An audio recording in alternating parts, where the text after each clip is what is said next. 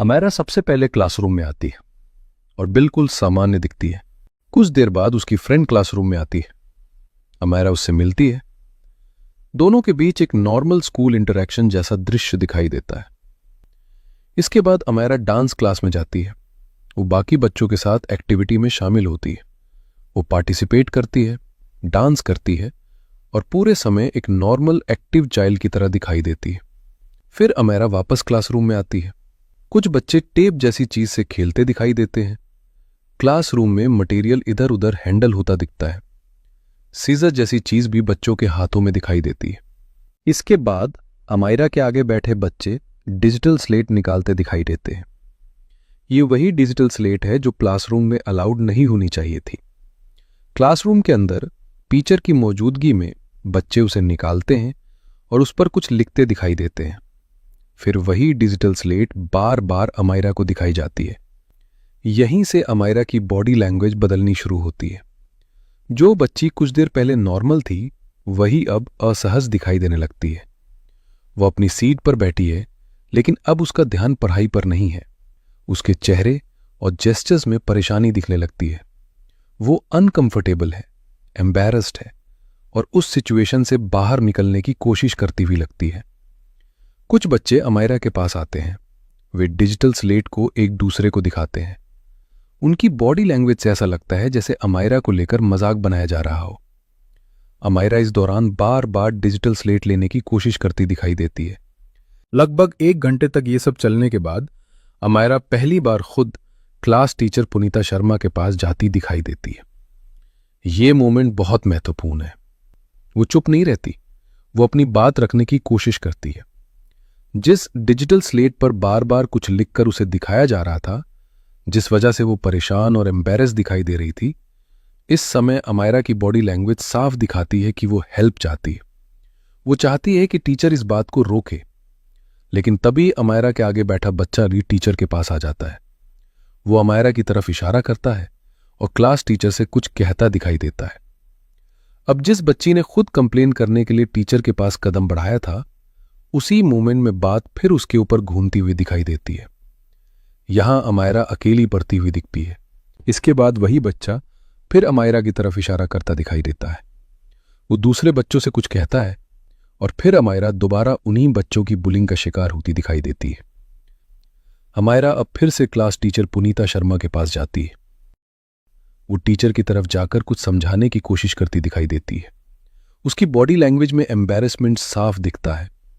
वो हाथ जोड़ती हुई भी दिखाई देती है, जैसे कर रही हो, जैसे वो कह रही हो कि मेरी बात समझिए, जैसे वो कुछ ऐसा बताना चाहती हो जिसे पूरी क्लास के सामने कहना उसके लिए बहुत मुश्किल हो। ऐसे सेंसिटिव मोमेंट में चाइल्ड सेफ्टी प्रोटोकॉल तुरंत एक्टिवेट होना चाहिए था। अमायरा को पीयर ग्रुप से अलग करके शांत जगह पर ले जाना चाहिए था। उसकी बात प्राइवेटली सुनी जानी चाहिए थी। क्लासरूम डिसिप्लिन रिस्टोर किया जाना चाहिए था और जरूरत पड़ने पर काउंसलर या सीनियर स्टाफ को इन्वॉल्व करना चाहिए था। लेकिन फुटेज में ऐसा कोई clear child safety protocol activate होता दिखाई नहीं देता। अमायरा फिर उसी क्लासरूम प्रेशर के बीच खड़ी दिखाई देती है और अमायरा की एम्बैरेसमेंट और बेचैनी और गहरी होती हुई दिखाई देती है। इसके बाद एक दूसरा बच्चा क्लास टीचर पुनीता शर्मा के पास जाता दिखाई देता है। जिस बच्ची ने पहले खुद बुलिंग और डिजिटल स्लेट वाली बात को लेकर टीचर तक पहुंचना चाहा था, अब वही बच्ची क्लासरूम में कंप्लेंट्स के बीच घिरती जा रही है। अमायरा फिर खुद को डिफेंड करने के लिए टीचर के पास जाती है। वो अपनी बात रखने की कोशिश करती है, लेकिन इसी दौरान क्लास टीचर एक और बच्ची को बुलाती है। अमायरा को डिसमिस करके वापस सीट पर भेज दिया जाता है। फिर जब उस बच्ची की बात सुनी जाती है, उसके बाद क्लास टीचर अमायरा से कुछ कहती दिखाई देती है। अमायरा अपनी सीट से फिर आगे की तरफ आती है। वो कुछ कहने की कोशिश करती है। उसकी बॉडी लैंग्वेज देखकर लगता है जैसे वो बार बार ये बताना चाह रही हो कि उसने कुछ नहीं किया, जैसे वो अपने ऊपर लग रही बात को डिनाई कर रही हो। लेकिन इस पॉइंट पर क्लासरूम का माहौल अमायरा के खिलाफ जाता हुआ दिखाई देता है। फिर क्लास टीचर अमायरा की तरफ उंगली करके उसे डांटती और सख्त तरीके से कुछ कहती दिखाई देती है। अमायरा उस समय पूरी तरह हेल्पलेस नजर आती है।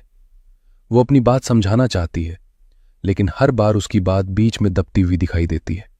इसके बाद अमायरा के आगे बैठा बच्चा फिर अपनी सीट से उठता है। इस दौरान वह अमायरा की तरफ भी इशारा करता है और किसी दूसरे बच्चे की तरफ भी उंगली से पॉइंट करता हुआ नजर आता है। क्लास टीचर कुछ बच्चों के पास जाती हैं, वो बच्चों से बात करती दिखाई देती हैं और उसी दौरान अमायरा की तरफ इशारा करके कुछ कहती हुई नजर आती हैं। यही वो मोमेंट है जहां अमायरा की बॉडी लैंग्वेज सबसे ज्यादा हिला देने वाली दिखाई देती है। वह हाथ अपने मुंह पर रखती है, फिर हाथ अपने सिर पर ले जाती है। वह पूरी तरह शॉक में दिखाई देती है। एक 9 साल की बच्ची इस तरह रिएक्ट कर रही है, ये कोई नॉर्मल क्लासरूम रिएक्शन नहीं लगता। उसकी बॉडी लैंग्वेज देखकर ऐसा महसूस होता है जैसे उसके सामने कोई बहुत गंभीर बात कह दी गई हो, जैसे उस पर कोई ऐसा आरोप लगाया गया हो जिसे सुनकर वो अंदर से हिल रही हो। उसकी बॉडी लैंग्वेज से ऐसा लगता है जैसे उसे किसी बहुत गंदे आरोप, बहुत बड़ी कंप्लेंट या किसी सीरियस एक्शन की बात से डरा दिया गया हो। लेकिन इसी हालत के बाद भी क्लासरूम में बात रुकती नहीं है। अब फिर एक बच्ची अपनी सीट से उठती है। वो क्लास टीचर पुनीता शर्मा के पास जाती है।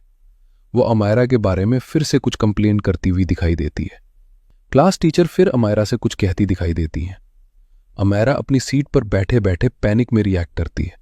वो अपने ऊपर आ रही हर बात को रोकने की कोशिश कर रही है। इसके बाद अमायरा उठकर उस बच्ची के पास भी जाती दिखाई देती है। वो हाथ से इशारा करती है, जैसे पूछ रही हो ये सब क्या है। लेकिन इस पूरी सिचुएशन में अमायरा और ज्यादा ओवरवेल्म्ड हो जाती है। वो फिर अपनी सीट की तरफ लौटती है। वो खड़ी रहती है। उसकी बॉडी लैंग्वेज से लगता है जैसे वो अंदर ही अंदर सोच रही हो, क्या मुझे फिर टीचर के पास जाना चाहिए। और फिर अमायरा एक आखिरी बार क्लास टीचर के पास जाती है।